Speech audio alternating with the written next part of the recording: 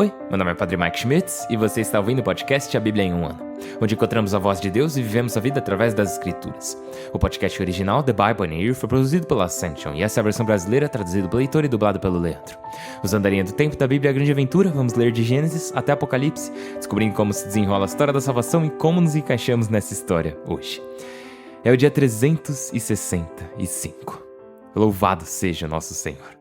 Hoje vamos ler Apocalipse, capítulos 21 e 22, a conclusão da Bíblia, a carta aos Hebreus, capítulos 11, 12 e 13 e Provérbios 31, versículos 30 e 31. A Bíblia que eu uso todos os dias é a Bíblia da Grande Aventura, da Ascension em inglês. Você pode acompanhar-nos no qualquer Bíblia que você preferir, nós recomendamos a Bíblia do Peregrino. Se você quiser saber quais são os seus próximos capítulos ou marcar o quanto você já leu, você pode baixar o nosso plano de leitura de graça no link na descrição do vídeo. Você pode ver tudo que você fez nesse ano. Ou então guardar para amanhã, quando você vai começar o ano 2, de volta pro dia 1. E você também pode... quer saber? Eu não vou falar. Não vou dizer nada porque você já chegou até aqui, então eu não vou falar nada. Tem sido uma caminhada incrível e por isso hoje você não vai me ouvir falar aquilo que eu sempre digo. Esse é o seu prêmio. Hoje não. Porque hoje é o dia 365 e a gente vai ler Apocalipse, capítulos 21 e 22, a carta aos Hebreus, capítulos 11, 12 e 13 e Provérbios 31, versículos 30 e 31. O livro de Apocalipse, capítulo 21, Novo céu e nova terra. Vi um céu novo e uma terra nova. O primeiro céu e a primeira terra desapareceram. O mar já não existe. Vi a cidade santa, a nova Jerusalém, descendo do céu de junto de Deus, preparada como noiva que se apronta para o noivo. Ouvi uma voz potente que saía do trono. Eis a morada de Deus entre os homens. Habitará com eles. Eles serão seus povos, e o próprio Deus estará com eles. Enxugará as lágrimas de seus olhos. Já não haverá morte, nem luto, nem clamor, nem dor. Tudo que é antigo passou. Aquele que estava sentado no trono disse: Eis que renovo o universo. E acrescentou: Escreve estas minhas palavras, são verdadeiras e fidedignas. E me disse: Acabou. Eu sou o Alfa e o Ômega, o princípio e o fim. Ao sedento darei de beber gratuitamente do manancial da vida. O vencedor terá tudo isso em herança. Eu serei o seu Deus e ele será meu filho. Ao contrário, os covardes e infiéis, os depravados e assassinos, os fornicadores e feiticeiros, os idólatras e mentirosos de toda a espécie, terão sua parte no fosso de fogo e enxofre ardente, que é a morte segunda. A nova Jerusalém. Aproximou-se um dos 7 anjos que tinham as 7 taças cheias das últimas pragas e me disse: Vem, vou te mostrar a noiva, a esposa do Cordeiro. Transportou-me em espírito a uma grande e elevada montanha e me mostrou a cidade santa, Jerusalém, que descia do céu de junto de Deus, resplandecente com a glória de Deus. Brilhava como pedra preciosa, como jaspe cristalino. Tinha muralha grande e alta, com 12 portas e 12 anjos nas portas, e gravados os nomes das 12 tribos de Israel. Ao oriente, 3 portas, ao norte, 3 portas, ao sul, 3 portas, ao ocidente, 3 portas. A muralha da cidade tem 12 pedras de alicerce, que trazem os nomes dos 12 apóstolos do Cordeiro. Aquele que falava comigo tinha uma cana de ouro para medir, a fim de medir a cidade, as portas e a muralha. A cidade tem um traçado quadrangular, largura e comprimento iguais. Mediu a cidade com a cana, 12.000 estádios, comprimento, largura e altura iguais. Mediu a muralha, 144 côvados, na medida humana que o anjo usava. O material da muralha era de jaspe, a cidade de ouro puro, límpido como cristal. Os alicerces da muralha da cidade estão adornados com pedras preciosas. O primeiro alicerce de jaspe, o segundo de safira, o terceiro de calcedônia, o quarto de esmeralda, o quinto de ônix, o sexto de cornalina, o sétimo de crisólito, o oitavo de berilo, o nono de topázio, o 10º de crisópraso, o 11º de turquesa, o 12º de ametista. As 12 portas são 12 pérolas, cada porta uma única pérola. A praça da cidade era de ouro puro, límpido como cristal. Não vi nela nenhum templo, porque o Senhor Deus Todo-Poderoso e o Cordeiro são o seu templo. A cidade não precisa que o sol a ilumine nem a lua, porque a glória de Deus a ilumina, e sua lâmpada é o Cordeiro. À sua luz caminharam as nações e os reis ao seu resplendor. Suas portas não se fecharão de dia, aí não haverá noite. Irão trazer-lhe a riqueza e o fausto das nações. Nada de profano nela entrará, nem depravados, nem mentirosos. Entrarão somente os inscritos no livro da vida do Cordeiro. Capítulo 22. Ele me mostrou um rio de água viva, brilhante como cristal, que brotava do trono de Deus e do Cordeiro. No meio da praça e nas margens do rio, cresce a árvore da vida, que dá fruto 12 vezes, cada mês uma colheita, e suas folhas são medicinais para as nações. Aí não haverá nada de maldito. Nela se encontrará o trono de Deus e do Cordeiro. Seus servos o adorarão, e verão seu rosto, e trarão seu nome na fronte. Aí não haverá noite. Não lhes fará falta a luz da lâmpada, nem a luz do sol, porque o Senhor Deus os ilumina, e reinarão pelos séculos dos séculos. Vinda de Cristo. Ele me disse: estas palavras são verdadeiras e fidedignas. O Senhor, o Deus dos espíritos proféticos, enviou seu anjo para mostrar a seus servos o que deve acontecer em breve. Eis que chego logo. Feliz aquele que guarda as palavras proféticas deste livro. Eu sou João, que ouviu e viu essas coisas. Ao escutar e ver, prostrei-me aos pés do anjo que me mostrava isso, a fim de adorá-lo, mas ele me disse: não o faças. Eu sou servo como tu e teus irmãos, os profetas, e os que guardam as palavras deste livro. É a Deus que deves adorar. E acrescentou: não guardes em segredo as palavras proféticas deste livro, pois o seu prazo está próximo. Que o malvado continue em sua maldade e o impuro em sua impureza, o honrado em sua honradez e o santo na sua própria santidade. Eu chegarei logo com o pagamento para dar a cada um o que suas obras merecem. Eu sou o Alfa e o Ômega, o primeiro e o último, o princípio e o fim. Felizes os que lavam suas vestes, pois terão à sua disposição a árvore da vida e entrarão na cidade pelas portas. Ficarão fora os sodomitas, feiticeiros, fornicadores, assassinos, idólatras, os que amam e praticam a mentira. Eu, Jesus, enviei meu anjo com este testemunho para vós a respeito das igrejas. Eu sou o rebento da linhagem de Davi, o brilhante astro da manhã. O Espírito e a noiva dizem: vem. Aquele que escuta, diga: vem. Quem tiver sede, venha. Quem quiser receberá gratuitamente água de vida. Admoesta os que ouvem as palavras proféticas deste livro. Se alguém acrescentar alguma coisa, Deus lhe acrescentará as pragas escritas neste livro. Se alguém tirar alguma coisa das palavras proféticas deste livro, Deus lhe tirará sua participação na árvore da vida e na cidade santa, que são descritas neste livro. Aquele que testemunha tudo isso diz: sim, venho logo. Amém. Vem, Senhor Jesus. A graça do Senhor Jesus esteja com todos vós. Amém. A Carta aos Hebreus, capítulo 11. Fé e esperança. Fé é a consistência do que se espera, a prova do que não se vê. Por ela, os antigos receberam a aprovação. Pela fé, compreendemos que o mundo foi formado pela palavra de Deus, o visível a partir do invisível. Pela fé, Abel ofereceu um sacrifício melhor que o de Caim. Por ela, o declararam justo e Deus aprovou seus dons. Por ela, embora morto, continua falando. Pela fé, Enoque foi transladado sem passar pela morte e não o encontraram porque Deus o havia levado. Mas antes de seu translado, declararam que havia agradado a Deus. Sem fé, é impossível agradar. Quem se aproxima de Deus deve crer que Ele existe e recompensa os que o procuram. Pela fé, Noé recebeu aviso do que ainda não se via e cauteloso construiu uma arca para que sua família se salvasse. Por ela, convenceu o mundo e obteve a justiça que a fé proporciona. Pela fé, Abraão obedeceu ao chamado de partir para o país que haveria de receber como herança, e partiu sem saber para onde ia. Pela fé, mudou-se como forasteiro para o país que lhe haviam prometido e habitou em tendas como Isaque e Jacó, herdeiros da mesma promessa. Pois esperava a cidade construída sobre alicerces, cujo arquiteto e construtor é Deus. Pela fé, também Sara, embora de idade avançada, recebeu vigor para conceber, pois pensou que era fiel aquele que o prometia.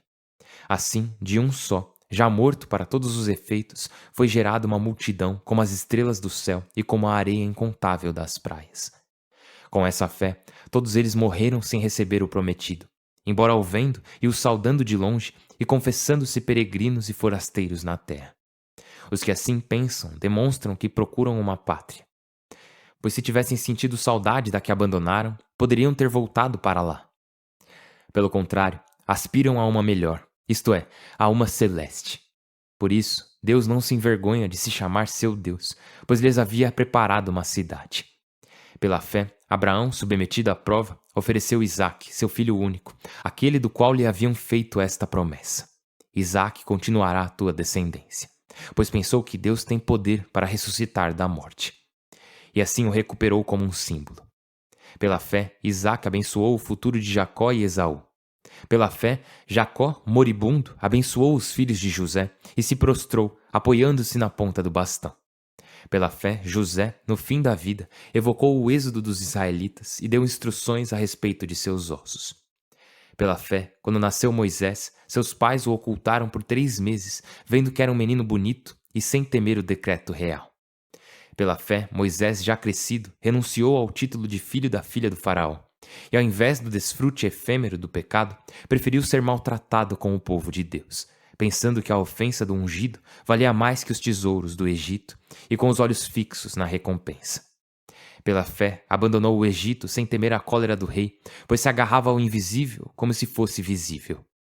Pela fé, celebrou a Páscoa e aspergiu com sangue, para que o exterminador não tocasse seus primogênitos. Pela fé, atravessaram o Mar Vermelho como por terra firme, enquanto os egípcios, ao tentá-lo, se afogaram. Pela fé, a muralha de Jericó, após ser rodeada durante 7 dias, desmoronou. Pela fé, a prostituta Raabe acolheu amistosamente os espiões e não morreu com os rebeldes. O que resta dizer? Falta-me tempo para contar a história de Gedeão, Baraque, Sansão, Jefté, Davi, Samuel e os profetas, os quais pela fé conquistaram reinos, administraram a justiça, viram cumpridas as promessas, fecharam a boca de leões, extinguiram o ardor do fogo, evitaram o fio da espada, restabeleceram-se da enfermidade, foram valorosos na guerra, rechaçaram exércitos estrangeiros. Algumas mulheres recuperaram ressuscitados os próprios maridos. Outros, torturados, recusaram livrar-se, preferindo uma ressurreição de maior valor. Outros sofreram a prova de caçoadas e açoites, de correntes e prisão. Foram apedrejados, serrados, mortos ao fio da espada. Vagavam cobertos com peles de cabras e ovelhas, necessitados, atribulados, maltratados. O mundo não era digno deles. Vagavam por desertos, montanhas, grutas e cavernas. Nenhum deles, apesar de acreditado pela fé, alcançou o prometido, porque Deus nos reservava um plano melhor, para que sem nós não chegassem à plena realização. Capítulo 12.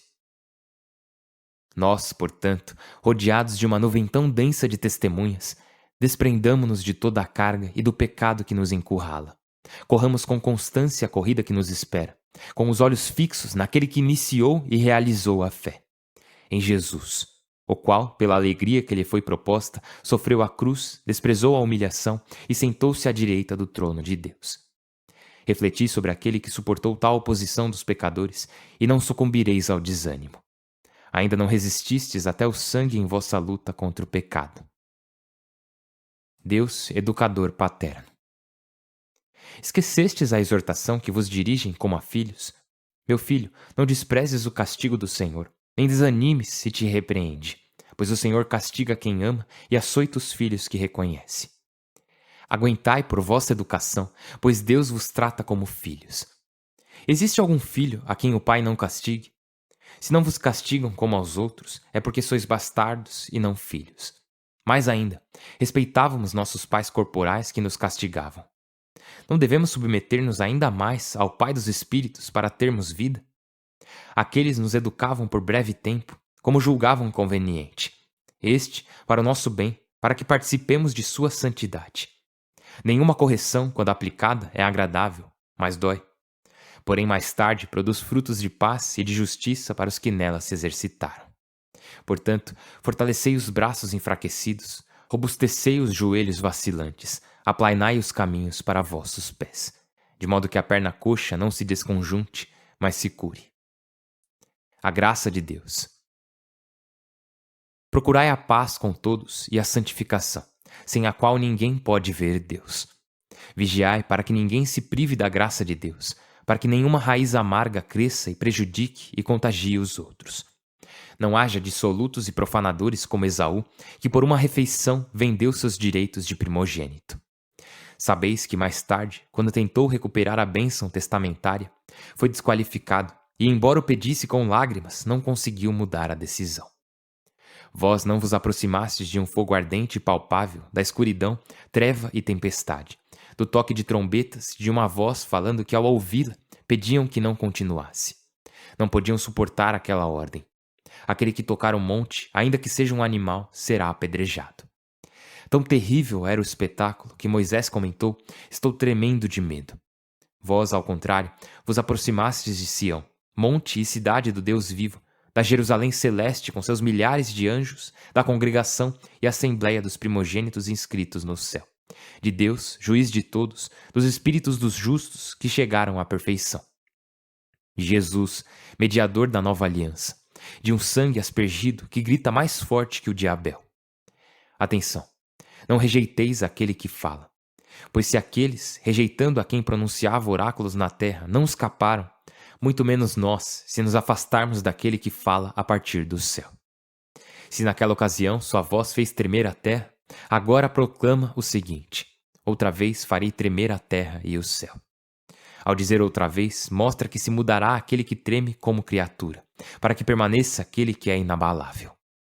Assim, ao receber um reino inabalável, sejamos agradecidos, servindo a Deus como lhe agrada, com respeito e reverência, pois nosso Deus é um fogo devorador. Capítulo 13. Exortação. Que o amor fraterno seja duradouro. Não esqueçais a hospitalidade, pela qual alguns, sem o saber, hospedaram anjos. Lembrai-vos dos presos, como se estivesseis presos com eles. Dos maltratados, pois vós também tendes um corpo. O matrimônio seja respeitado por todos e o leito matrimonial esteja sem mancha. Pois Deus julgará fornicadores e adúlteros. Sede desinteressados em vossa conduta e contentai-vos com o que tendes. Pois ele disse: não te deixarei nem te abandonarei. Por isso, podemos dizer confiantes: o Senhor me auxilia e não temo. Que poderá fazer-me um homem? Recordai vossos guias que vos transmitiram a palavra de Deus, observando o desenlace de sua vida, imitai sua fé. Jesus Cristo é o mesmo ontem, hoje e sempre. Não vos deixeis levar por doutrinas diferentes e estranhas. Convém fortalecer o coração com a graça, não com dietas que não trouxeram proveito aos que as observaram. Temos um altar do qual não estão autorizados a comer os que oficiam na tenda. Dos animais, o sumo sacerdote introduz o sangue no santuário para expiar pecados, e os corpos são queimados fora do acampamento. Por isso Jesus, para consagrar o povo com seu sangue, padeceu fora das portas. Saiamos, pois, ao encontro dele, fora do acampamento, carregando as suas ofensas. Pois não temos aqui cidade permanente, mas buscamos a futura. Por meio dele, ofereçamos continuamente a Deus um sacrifício de louvor, isto é, o fruto de lábios que confessam seu nome. Não descuideis a beneficência e a solidariedade. Tais são os sacrifícios que agradam a Deus. Obedecei e submetei-vos a vossos guias, pois zelam como responsáveis por vossas vidas. Assim, eles o farão contentes e sem lamentar-se, coisa que não vos traria proveito. Rezai por nós. Cremos ter a consciência limpa e desejos de agir em tudo honradamente. Mas insisto em pedir-vos que o façais, para que me devolvam a vós o quanto antes. O Deus da paz, que tirou da morte o grande pastor do rebanho, o Senhor nosso Jesus, pelo sangue de uma aliança eterna, vos proveja de todo tipo de bens, para que cumprais sua vontade. Realize em vós o que lhe agrada, por meio de Jesus Cristo. A ele a glória pelos séculos dos séculos. Amém. Eu vos recomendo, irmãos, que suporteis minha exortação. Para isso vos escrevi brevemente. Sabei que nosso irmão Timóteo foi libertado. Se chegar logo, me acompanhará quando eu vos visitar. Saudai todos os vossos chefes e todos os consagrados. Os da Itália vos saúdam. A graça esteja com todos vós. O livro de Provérbios, capítulo 31, versículos 30 e 31. Enganosa é a graça, passageira a formosura. A que respeita o Senhor merece louvor. Celebrai-a pelo êxito de seu trabalho, que suas obras a louvem na praça. Pai do céu, obrigado. Pai do céu, obrigado. Obrigado. Por favor, aceite nosso agradecimento por Cristo nosso Senhor. Amém. Em nome do Pai, e do Filho, e do Espírito Santo. Amém. Beleza. Então, é isso. É isso. Uma coisa a destacar sobre o final de Apocalipse, o final da carta aos Hebreus e o final dessa nossa jornada nesse ano. São os novos céus e a nova terra. Que Deus restaura todas as coisas. Deus restaura corações. Vimos ontem que seremos julgados pelo que fizemos na terra. Sabemos que, claro, a graça de Deus nos permite caminhar na fé e a fazer o bem, mas precisamos escolher fazer isso. E Deus quer que façamos isso. Jesus disse: eu sou o Alfa e o Ômega, o princípio e o fim. Ele diz no capítulo 21, ao sedento darei de beber gratuitamente do manancial da vida. O vencedor terá tudo isso em herança, eu serei o seu Deus e ele será meu filho. Deus já te ama. Ele nunca, jamais deixará de te amar. O plano dele para você é esse. É de novo, versículos 3 e 4 do capítulo 21. Ele diz: eis a morada de Deus entre os homens. Habitará com eles. Eles serão seus povos e o próprio Deus estará com eles. Enxugará as lágrimas de seus olhos. Já não haverá morte, nem luto, nem clamor, nem dor. Tudo que é antigo passou. Eu sei que nesses últimos 365 dias, durante esse ano, você viu a morte. Você teve perdas. Perdeu irmãos, perdeu pais, perdeu filhos, seus próprios filhos, seu cônjuge. E durante todo esse tempo, Deus tem falado com você. Durante sua vida inteira, Deus tem falado com você. Ele não te abandonou em meio ao sofrimento e Ele nunca te abandonará. Mesmo em meio à perda, Ele continuou falando com você. Porque a morte não é o fim. A perda não é o fim. De verdade, não é o fim. João está ali olhando para o céu, ele tem a visão, ele vê a Nova Jerusalém, e ele diz: não vi nela nenhum templo, porque o Senhor Deus Todo-Poderoso e o Cordeiro são o seu templo. A cidade não precisa que o sol a ilumine, nem a lua, porque a glória de Deus a ilumina, e sua lâmpada é o Cordeiro. Então Deus, em nenhum momento, te abandonou. Ele não te deixou. Ele tem falado com você durante todo esse ano, e esse ano pode ter sido o primeiro ano em que você realmente o ouviu. Todos os dias. Você finalmente permitiu que ele falasse com você. Você não teve medo de levá-lo consigo no sofrimento. Não teve medo de continuar ouvindo a ele mesmo em meio à dor. E você não fez isso sozinho. E isso é incrível demais. Falar disso na carta aos Hebreus.